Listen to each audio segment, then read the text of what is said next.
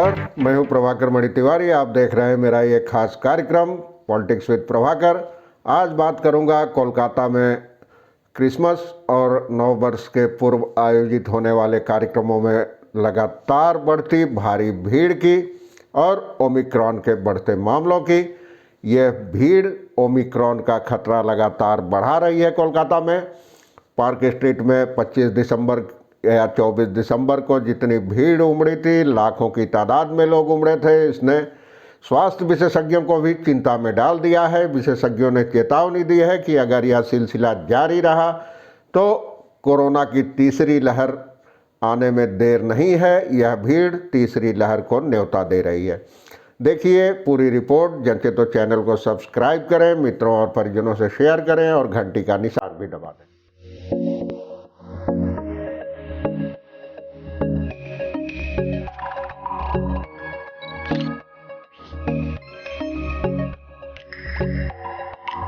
जैसा कि मैंने आपको बताया, कोलकाता में क्रिसमस और न्यू ईयर के पहले लगातार जो तमाम कार्यक्रमों में भीड़ उमड़ रही है, इसने स्वास्थ्य विशेषज्ञों को चिंता में डाल दिया है।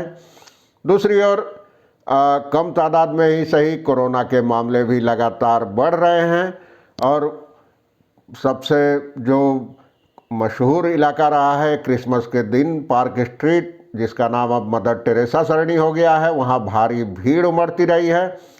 और इस बार भी क्रिसमस के मौके पर वहाँ जो भीड़ उमड़ी उसने स्वास्थ्य विशेषज्ञों की चिंता बढ़ा दी है। आप भीड़ की तस्वीरें देख सकते हैं यहाँ।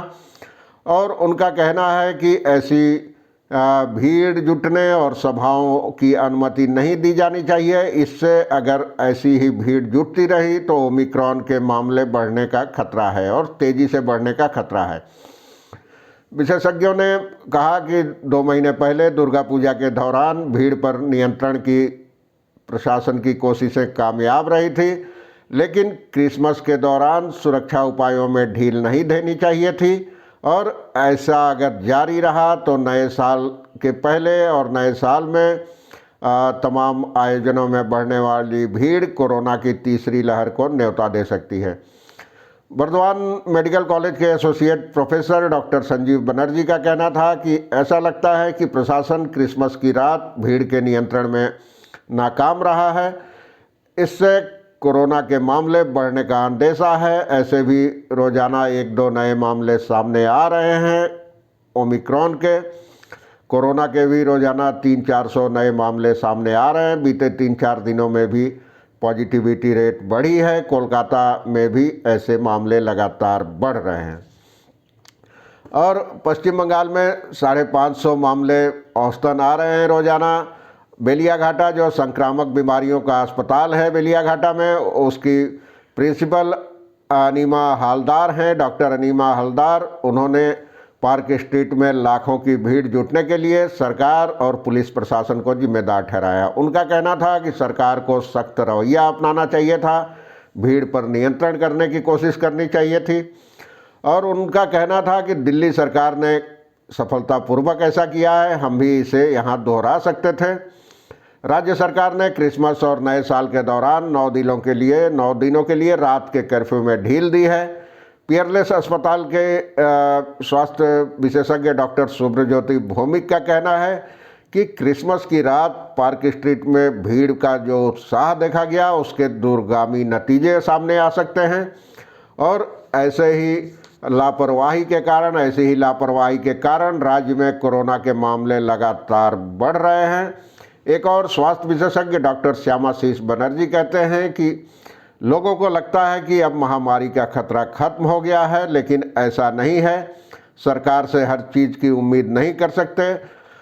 अगर इतनी बड़ी तादाद में लोग जुटने लगे तो पुलिस प्रशासन क्या कर सकता है? भीड़ पर आखिर लाठी तो चलाई नहीं जा सकती। कोरोना से संबंधित प्रतिबंध और दूसरे उपायों को 15 जनवरी तक भले बढ़ाया गया है, लेकिन इस दौरान कर्फ्यू में काफ़ी ढील दी गई है। और लेकिन स्वास्थ्य विशेषज्ञों की चिंता लगातार बढ़ रही है। भीड़ को देखते हुए चिड़ियाखाना में भी वैसी ही भीड़ जुट रही है, तमाम पार्कों में भी भीड़ जुट रही है। अभी कल ही चिड़ियाखाना में रविवार के दिन 70,000 से ज़्यादा लोग जुटे थे, उनमें बच्चे ज़्यादा थे, किसी के चेहरे पे मास्क नज़र नहीं आ रहा था। और एक कोलकाता के Rabindranath Tagore institute of cardiac sciences के एक डॉक्टर हैं सोरेन पांजा, उनका कहना है कि ज़्यादातर लोग, अब यह बहुत चिंताजनक बात है कि ज़्यादातर लोग बिना मास्क के भीड़ भाड़ वाली जगहों पर जुट रहे हैं। ऐसे में ओमिक्रॉन के मामले, ओमिक्रॉन का संक्रमण बढ़ने का अंदेशा है। अभी तक ओमिक्रॉन के मरीजों में हल्का संक्रमण देखने को मिलता था, लेकिन अगर यह सिलसिला जारी रहा तो हालात गंभीर हो सकते हैं और संक्रमण तेज़ी से फैल सकता है।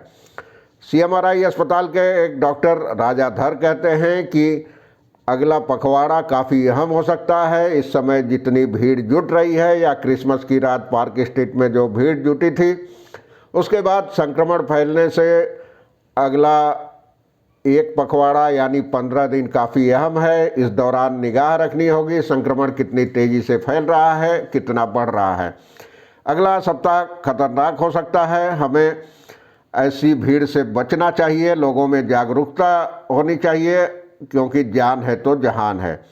उनका कहना था कि अगर कुछ संक्रमण के मामले घटते हैं तो भी हमें मास्क का इस्तेमाल जारी रखना चाहिए, सैनिटाइज़र का इस्तेमाल जारी रखना चाहिए, क्योंकि इससे आप न सिर्फ खुद बच सकते हैं बल्कि दूसरों में संक्रमण फैलाने से भी बच सकते हैं। स्वास्थ्य विशेषज्ञों का कहना है कि ओमिक्रॉन के चूँकि ज़्यादातर पेशेंट एसिम्प्टोमेटिक होते हैं, यानी उनमें कोई लक्षण नहीं नज़र आते, ऐसे में उसके फैलने का खतरा ज़्यादा है और ऐसे में मास्क ही उससे बचाव का एकमात्र उपाय है। और ओमिक्रॉन से बचाव के लिए मास्क ही उपाय है, ऐसा कई डॉक्टर कह चुके हैं। और त्योहारों में और नए साल के जलसों में ऐसा काफ़ी होता है, भीड़ जुटती है और इसी से संक्रमण फैलता है, लेकिन इससे बचा जाना चाहिए। मास्क आपको भी बचाता है, आपके परिजनों को भी बचाता है। और हमेशा मास्क, घर से बाहर निकलते ही मास्क का इस्तेमाल किया जाना चाहिए, सैनिटाइज़र का इस्तेमाल करना चाहिए। और किसी कोविड पेशेंट के करीब आने पे भी मास्क से आपका बचाव हो सकता है।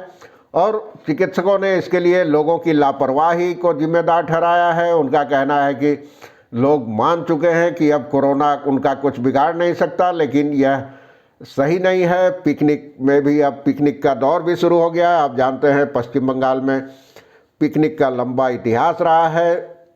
दिसंबर और जनवरी भर पूरे महीने यहाँ लोग झुंड में पिकनिक जाते रहते हैं, पिकनिक मनाते रहे हैं, और इन पिकनिकों में डीजे और डांस पार्टियाँ होती रही है। वहाँ कोई भी मास्क का इस्तेमाल नहीं करता। अभी पार्क स्ट्रीट की आप तस्वीरों को आपने देखा, वहाँ भी मास्क का कोई इस्तेमाल नहीं था किसी के पास, और इससे खतरा बढ़ गया है। दूसरे राज्यों में ऐसी भीड़ पर काफ़ी हद तक अंकुश लगाया जा सका था, लेकिन पश्चिम बंगाल और ख़ासकर राजधानी कोलकाता में मास्क का कहीं देखने को नहीं मिला। लाखों की भीड़ बिना मास्क के, और सबसे खतरनाक बात यह है कि छोटे छोटे बच्चे भी लोगों के साथ थे, वह चाहे चिड़ियाखाना हो या कोई पार्क हो या फिर पार्क स्ट्रीट ही क्यों ना हो। तो ये खतरा है, तो मैंने कहा ये बताया जाए। पार्क स्ट्रीट की तस्वीरें भयावह हैं, डर पैदा करती हैं।